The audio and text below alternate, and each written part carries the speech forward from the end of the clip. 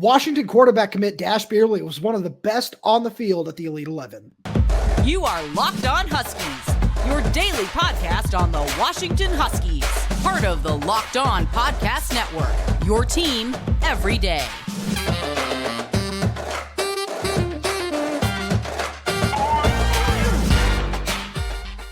Welcome back into another edition of the Locked On Huskies podcast. I'm Roman Tomashoff. That's Lars Hanson. He writes for Inside the Huskies of Fan Nation Sports Illustrated. I'm the site editor over with Huskies Wire. Thank you for making this your first watch or first listen of the day. Today's episode is brought to you by FanDuel. Make every moment more. New customers join today, and you'll get $200 in bonus bets if your first bet of $5 or more wins. Visit FanDuel.com/lockedon to get started. And speaking of getting started, Lars, let's get started with some Dash Beierly talk today. Washington's 2025 quarterback commit who recently transferred to Mater Dei. He was on the field on Sunday in Los Angeles at the Elite 11. Wasn't the finals. Those aren't till June, July, whatever point they are now. And he was one of the best quarterbacks out there on the field. Hassan Longstreet, another Washington target for a while. We'll see, how the quarterback position shapes up now, but he won the event and punched his ticket to the Elite 11. But Dash Beierly was somebody who really seemed to impress all the evaluators that are there. And that's just a really nice thing to see because he also came away with the top Spark athletic score testing score of the day. Yeah, and I mean, if you're not going to win it, first of all, Hassan Longstreet's a very talented quarterback in his own right, so there's no slouch in losing Absolutely. to him. But, and again, he wasn't just the only quarterback to not win the award. So just credit where credit's due, but the fact that he goes out there and competes, I think to your point, the testing score is what intrigues me the most, because when we think about what Jedd Fisch wants in his quarterback, again, obviously you need to be able to throw the ball, no question. You need to be on time, high completion percentage, obviously without question. But when those plays break down, and when the offensive line isn't at its best, can you still extend plays? Can you find it? And having all those tangibles and that athletic ability gives me confidence, because again, that was one of those things where I like Dash Beierly, what he'd shown on tape last year, and then he transfers to Mater Dei. So it's like, how much growth are we truly seeing, and how much of it will be the players around him? I think it's almost a testament. I think Dash is going to make the players around him better, not the other way around. Yeah. So I think this is a good early sign where Jedd Fisch takes an early quarterback commit, and it's a 3-star, and this that. But then he goes out and balls it again. It's almost like Kalen DeBoer's step where, hey, we're in on these guys early. We know what they're going to be like. So when they turn out to a 4-star, we're not necessarily surprised. So I'm really glad you said that, because that was something I was planning on talking about. And because I didn't want to say that, Jedd Fisch's staff, they haven't coached a game yet, are at that same level of confidence that we had, especially when you and I would talk recruiting with Kalen DeBoer, with Ryan Grubb, with saying, if they identify somebody at the quarterback position, think Avery Johnson, think Aiden Childs, two guys that were identified really early on by Kalen DeBoer and Ryan Grubb that went on to be top 100 recruits. We're not saying it's at that level yet, but when you look at what Dash did, it's kind of just saying it's a step in that direction with what quarterbacks coach Jimmy Doherty's doing, what Brennan Carroll's doing, and Jedd Fisch, where there's a really nice knowledge of that position. And you're right, especially when you think about the Spark testing. He finished 9 points above the player closest to him. He finished with a 97.26, I believe it was, which is super impressive. It just shows, his mobility, everything that he's able to do outside the pocket with the ball in his hands as a ball carrier. And at the same point, he was really impressive throwing the ball as well. You don't get as far as you do in the Elite 11 without throwing the ball that well. And I like your point about him moving to Mater Dei, where shout out to our buddy Max Torres over at Ducks Digest, where he talked to him. And one of the things that he told Max was, I want to, make sure that I can do my best against some of the top competition. And there's no better place to do that in the Trinity League. So it's, the world of high school football is weird in that regard of kids transferring like in college to play against better competition. But that's just kind of the reality of the situation that we're in now. And in this case, it's working to UW's benefit.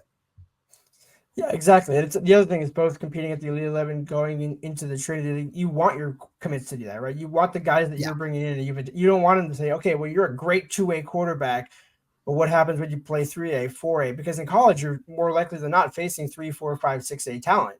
You're not facing, again, the scraps of, whatever you want to call it, league, and so it's when you're able to actually not only handle yourself, but then continue to improve. And again, Dash Beierly is by no means a finished product, right? I think that's what say. You're stating the obvious there, but the fact that you're able to see that development go from a smaller high school, not a small high school, but a smaller high school to Mater Dei, that tells me Dash is not afraid to compete, which again is not a surprise either way. But it's just good signs where, okay, we're taking this guy early and he's being reciprocal in showing us what we need to see in development and growth from him so that when he gets to Mater Dei, he actually can exceed. And it's not just, oh, yeah, he went to Mater Dei, but there's really the skill players around him and, a running back and a great offensive line. That's why Dash is able to succeed. That's not the case. I think it'll be a good pairing to go to Mater Dei, where, again, no question he's going to have better talent than what he had the last 2 years. That's just stating the obvious. But what can you – I mean, it's like Michael Penix, where it's, yeah, he's a good quarterback, but when you put a good quarterback with a great coach and a great skill talent around him, that's how he can go to great, right? It's not to say that it's still starts at Michael Penix, right? But we saw other quarterbacks on this roster not be as successful with the exact same players, right? So there's a reason why certain quarterbacks have it and certain quarterbacks don't. And the more you look at Dash Beierly and see that growth, the more you're inclined to believe he's one of those great quarterbacks as well. Absolutely. And that's something where, we talk about the class of 2025, which is going to be probably just the most important thing to talk about over the summer and, up until the start of the season, really. And even into the season is going to be finding a way to make this class as good as you possibly can, which is something Jedd Fisch has harped on, something his entire staff seems to be harping on with the way they're hitting the recruiting trail. And a good quarterback can be such a big part of that, where he can just be a peer recruiter where, guys we talked about on yesterday's show, Chris Lawson, Phillip Bell, Derek Meadows, Cooper Perry, just whoever you want to say these are the top wide receiver targets for Kevin Cummings and Washington. If they go out and they look at what Dash Beierly is doing, they say, yeah, that's a guy we want to play with. There you go. That's, it's obviously not the end all be all, but that can be a really nice factor when, you look at what Sam Heward was a couple of years ago. He was integral in getting Jalen McMillan to commit. He was integral in just pushing for Troy Franklin for a while before everything happened there. And that was something where it can be such an important part of building a class around a solid quarterback. And Dash seems like the kind of guy that can do that.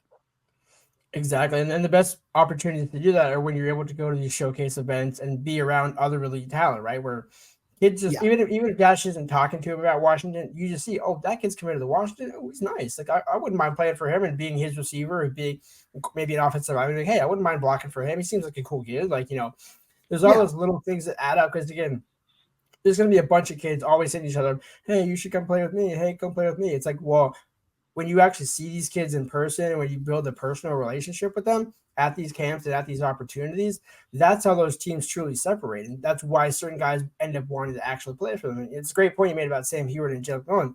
Where did they link up together? FSP, right? So some of these 7-on-7 guys in the offseason, exactly why the summer is important for the 25 class, because that's when a lot of these tournaments are. And so having those guys be around Dash and just be around anybody that's committed to UW is only going to be a positive sign. And I think Dash just has his personality. I haven't gotten to talk to him a lot, but just from what he seems like, he just seems like a guy everybody would want to get along with. Absolutely. And Lars, I gave a shout out to our buddy Max Torres over at Ducks Digest, and he posed an interesting question to me when I went on his show, Ducks Dish, a little bit earlier on Monday. What will Washington's identity be in 2024? And we'll get to that right after a message from our friends over at Nissan. This week's March Madness Bracket highlight is brought to you by our friends at Nissan. Each week, we're picking one team that stands out, a team that's pushed it further than the rest, just like any of the all-new 2024 Nissan SUVs. These guys were able to take it to the next level. The Yukon Huskies can only be described as an armada. This top-seeded team is as hardcore as it gets out there, so it's no wonder they've landed the top overall seed in the NCAA tournament. They're one of the favorites to win it all, despite 4 of the 6 Power 6 conference champions standing in their way in the East region. And you can take the Nissan Rogue, Nissan Pathfinder, or Nissan Armada and go find your next big adventure. And you can do all of that at shopnissanusa.com.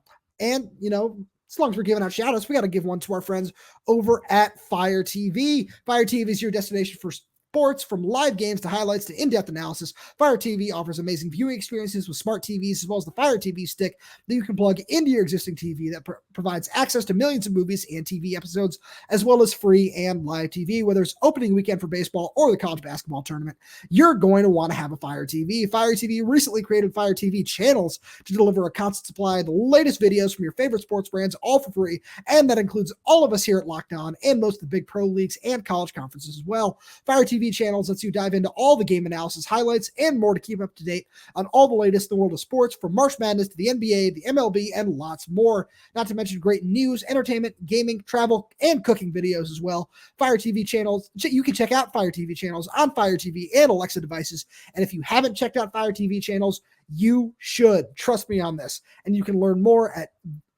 by visiting www.amazon.com/lockedonfiretv. So Lars, we were just talking off air. We were prepping for the show, and you talked about UW's identity in 2024, and you gave me two fantastic words: creative, both on offense and defense, and tenacious. Yep. And I think those two go hand in hand, because when we've heard Jedd Fisch talk a couple of times about the offense, not necessarily being, like a unicorn or creative in that sense, but just kind of, using scheme to get things open, right? To get running backs open, to get receivers open. It just almost is in a similar vein to what Ryan Grubb was kind of doing, but I maybe at an NFL level, to quote Jedd Fisch in the 33rd NFL team, why not be at an NFL level? Again, to be fair, Ryan Grubb's now the offensive coordinator of the Seahawks, so he is in some level in the NFL now. But then you combine that on defense with, what is Steve Belichick going to do? You know more than I do about the Patriots defense and what the Patriots defense under the Belichicks like to do. But with that being said, Steve Belichick is going to have a few ways to get creative just with the current roster, right? When you look at, there's no really solid edge player, right? When you look at the guys coming back, I mean, again, Zach, there's a bunch of potential. That's not a slight to the room, but there is no Braylon Trice where you've seen it year in and year out. You're coming back for a second year, right? So because there's so much potential and a lot of different body sizes, how does Steve Belichick and Jason Kafusi use that? So I think there's going to be a lot of different kind of creative things that will help the defense get better under Steve Belichick. And then playing tenacious, I think just kind of, you don't want to say tough, because again, tough, everybody plays tough, right? If you're not playing tough, what are you doing? But I do think tenacious is a unique word to use, because it's more symbolic of kind of when I think of Steve Belichick, right? Where it's like, we're going to be tenacious. Sure. We're going to be, I don't know. I just like using the word tenacious, right? It's really, sure. I don't know how to describe tenacious, but I think, but when you think about let's look at the personnel in the secondary, right? You don't think of like any tough players, but I think of efficient Price, like that man's efficient. He's electric. There's a lot of technically sound. So I think that's more tenacious, right? Technically sound, more tenacious, right? Where they're not going to wow you. There's no big hitters. I mean, there's a couple, right? But you don't think of Carson Bruner as a big hitter except on special teams. He's a great overall linebacker, but we haven't seen that big hit at linebacker from Carson. I mean, there's been a couple solid hits, but I don't think any that are on special teams. So I just think it's a tenacious defense. He had a couple nice ones on special teams. They're not Maurice Himes level, but he had a couple good ones. And that's what I'm saying. But then that Maurice Himes is another perfect. Is there another way to describe Maurice Himes other than when you just look at the body type and depending on scheme of what he could do than tenacious, where it's like it's not perfect. Tough necessarily, but it's like he's that perfect hybrid size where like, hey man, he's a tenacious pass rusher. He can really get after it. Yeah. So I like where you're going with that. I had a couple of different words in mind. And one of them I think is really what Washington's identity as a whole is and has been for a long time. So I'll start with that. And that's well coached. This is going to be a very, very well coached team, where if we look back on this team at the end of the year, and even let's say, the best case that you and I have been talking about is 8-4, 9-3 for this team. Even if they get to that point, I think one of the biggest takeaways, no matter who plays well, no matter what happens, is that people are going to be talking about Jedd Fisch's coaching staff. And just all the buzz is going to be, wow, yeah, look at Kevin Cummings, look at John Richardson, Jason Kafusi, Brennan Carroll, Steve Belichick. Look at all these fantastic coaches that, Jedd Fisch has on his staff. And when you look at what the best secondaries, even under Jimmy Lake, was, you look at Washington's offense and, even guys on the defense as well under Kalen DeBoer, and then you look at the Chris Peterson era. The one thing that you keep coming back to is those teams were very, very, very disciplined and very well coached. Obviously, the penalties last year, a little bit of a different story on the discipline front, but they were all very well coached teams. And I feel like that's something that has become Washington's identity since Chris Peterson took over. And I feel Jedd Fisch is not going to stray from that. Where when you watch that Arizona team, you would always look at them and just say, wow, yeah, this team is really disciplined, really well coached. And you could say that about every single position.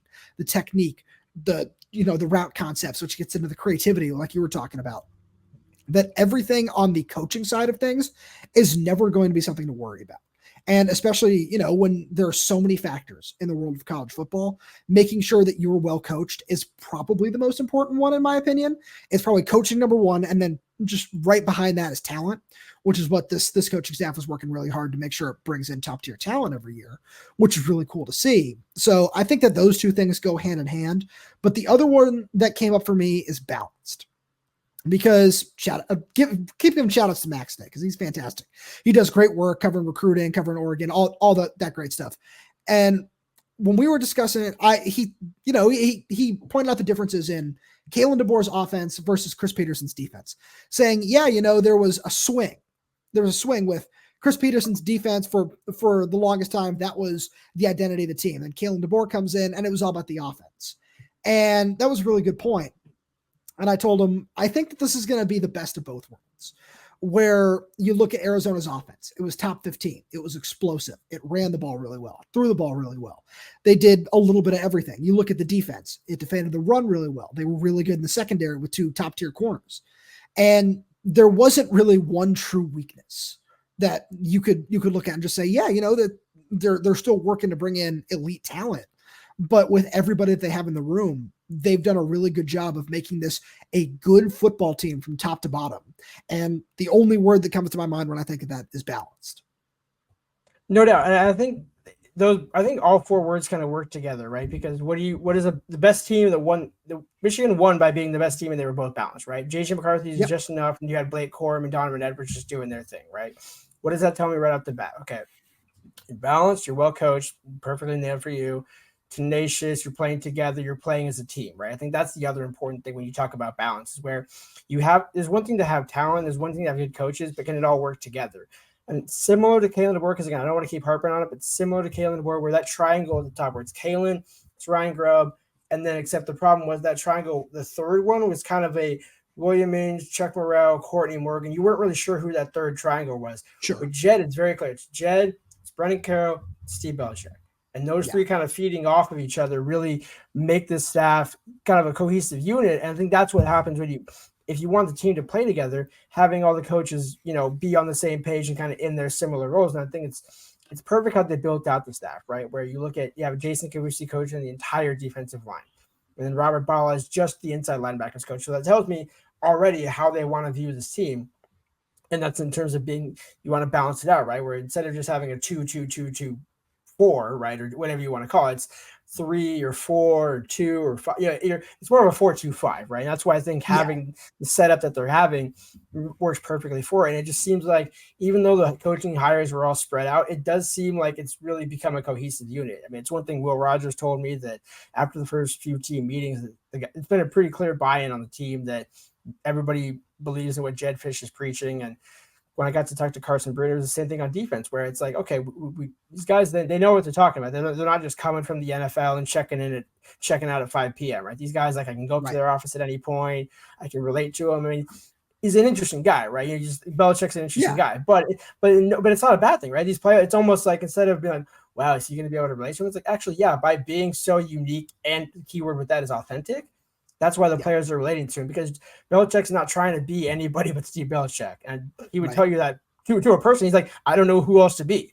Like, yeah, I kind of sound a little bit like my dad and this and that.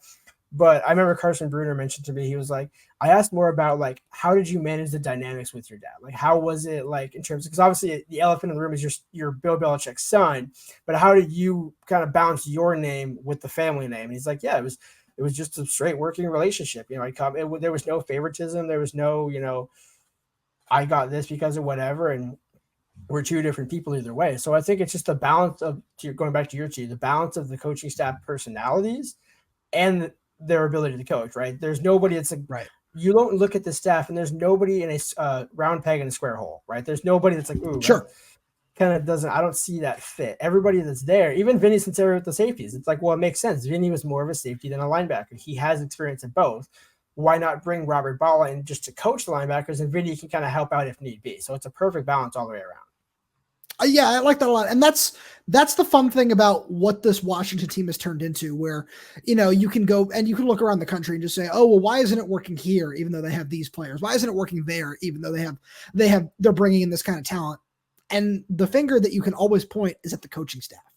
And you can say, if the coaching staff is not putting their players into the best position to succeed, it doesn't matter what kind of talent is out there on the field.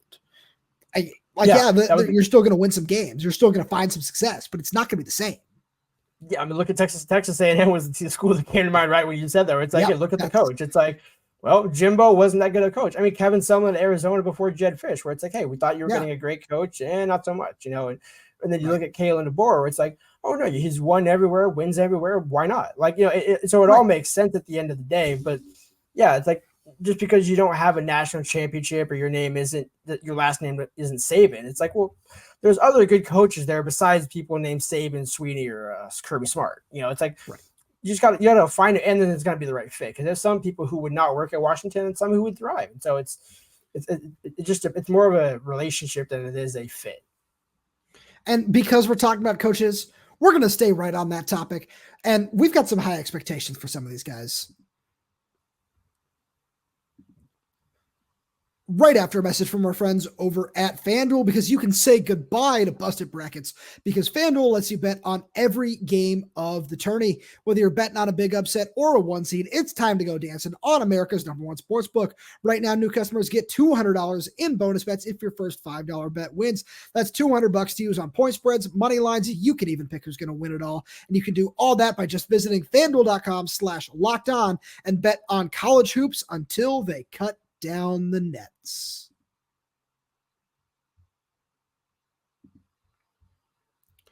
So Lars, for all our YouTube viewers, they will see it says, which assistant do you expect the most from? And we were talking about this. It was kind of all right, one award, who gets it, like assistant coach of the year kind of thing, but we're not going to go that far. We're just going to say it could be anything. It could be recruiting. It could be on-field performance. It could be scheme, whatever it is. Which assistant coach do you expect the most from in 2024?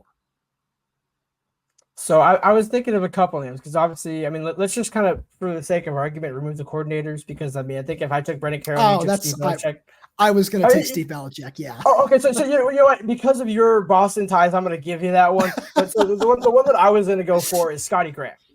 That's a good one. Because Scottie Graham, the more you look into his background, he is a relationship guy, and not again. Everybody has to be able to have relationships and things like that, but it's not just meeting with Method Man. It's not just which is still pretty cool. We got to throw that in there. That's pretty cool. Which is absolutely dope, and no other coach could pull that off in UW's history. Despite you would think a couple of them we thought could pull it off, but Scottie Graham was the first. So Scottie Graham definitely has the chain around his neck, if you will.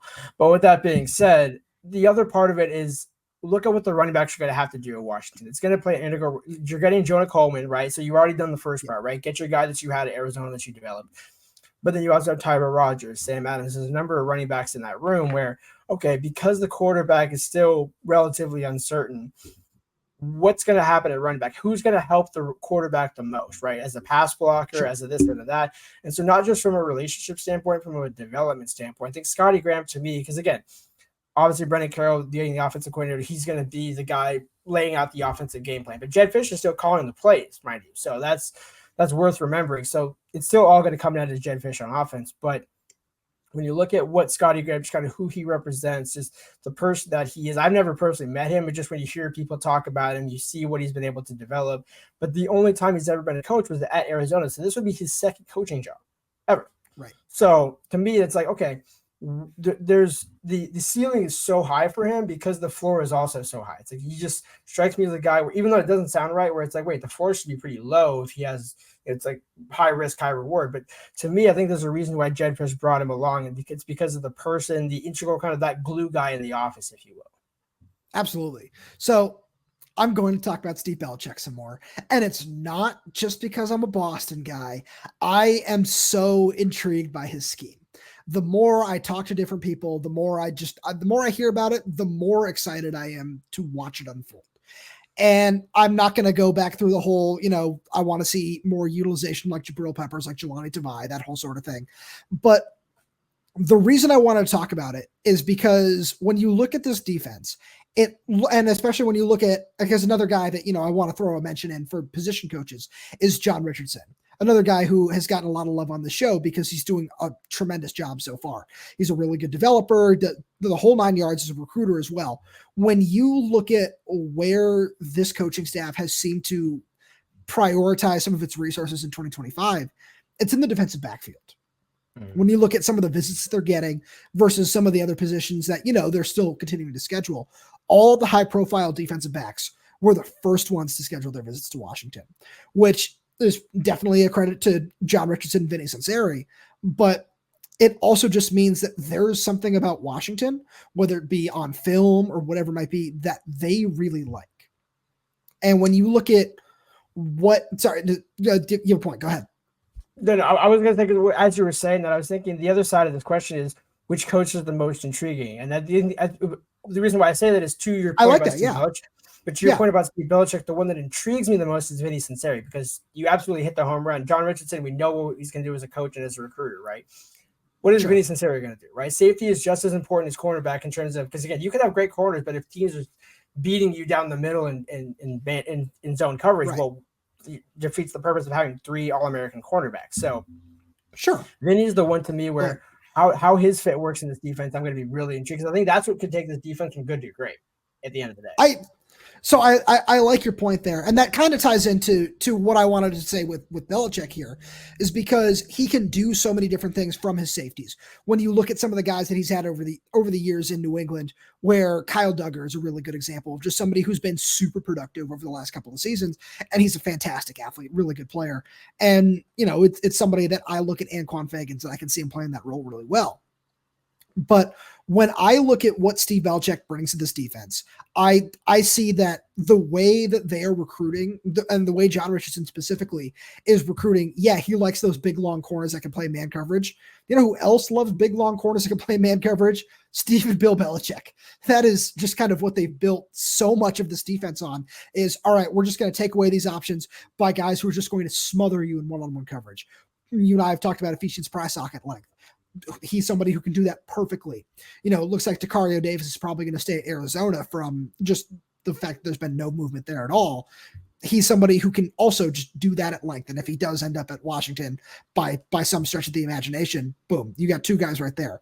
Elijah Jackson is somebody who would probably thrive in that role. If you can continue to put a couple of pounds on him, he can stay healthy. I think that that's a perfect role for him. Just asking him to play one-on-one coverage and not asking him to do too much. And it all comes back to the premier Belichickism, which is something that Lance Holtzclaw and I talked about a couple weeks ago. It's just about doing your job, where you don't need to do too much. And if all you're asking these corners to do, where it felt like, Jabbar Muhammad was fantastic last season.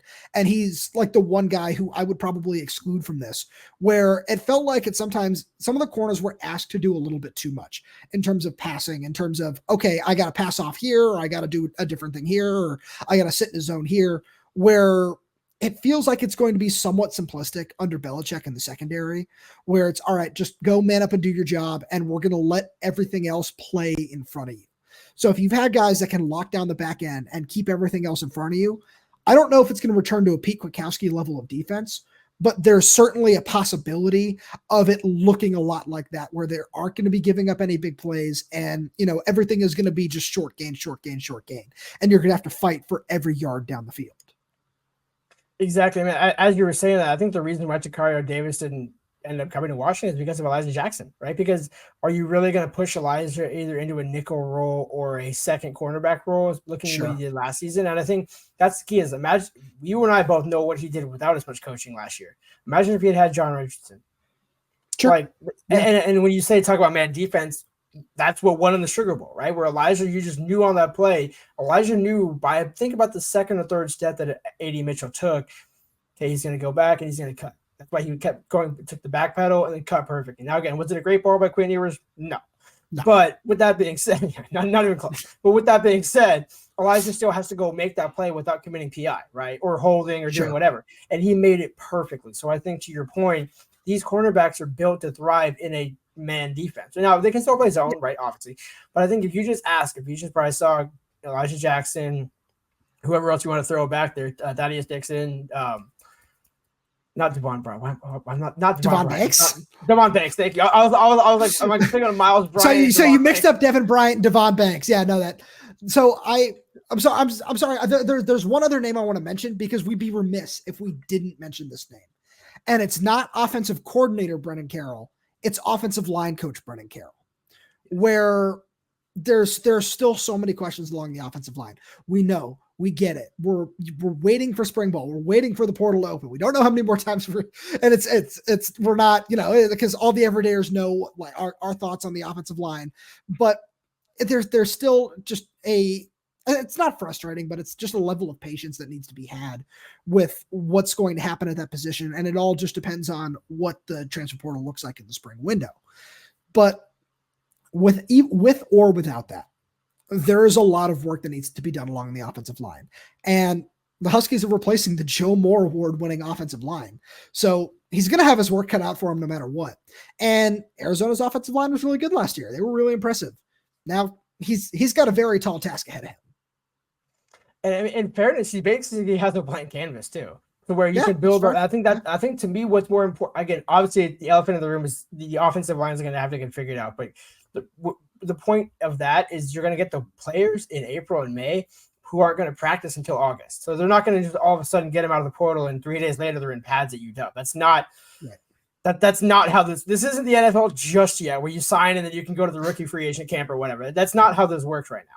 So no matter who they get on the offensive line in the transfer portal, you still have to set up the line long term as well. And so I think that's why I'm curious to see Elijah Jaquette and some of these other guys where how quickly can they pick up the scheme so that going into fall camp, if in a pinch, hey, you know what, we got 3 of the 5 guys you want on the offensive line, so now we need 2 of you younger guys to step up a little bit more. Right. That's just as important for the spring ball, even though they're not going to have necessarily what do we say, 2 or 3 out of the starting offensive linemen that are going to be in fall camp or that start in September, because Drew the party is 1, but 2 through 5 I'm lost.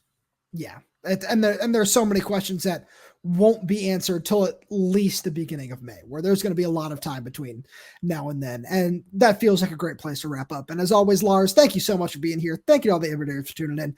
Please make sure you stay tuned because we've got so much more fun content coming your way throughout this offseason. And the best way to do that is make sure you subscribe wherever you get your podcasts, whether that's YouTube, Spotify, Apple Music, Amazon Music. We're there. We're everywhere. We're updating this channel with new content every single day. So please make sure you like the video, click that bell so you get notifications every time we post something new. Make sure you leave us a comment down below if you have any questions, comments, concerns, guest requests, anything like that. We'd love to hear it all. And if you're audio only, please make sure you leave us a 5-star review. Thank you so much for tuning in, and we will talk to you on Wednesday.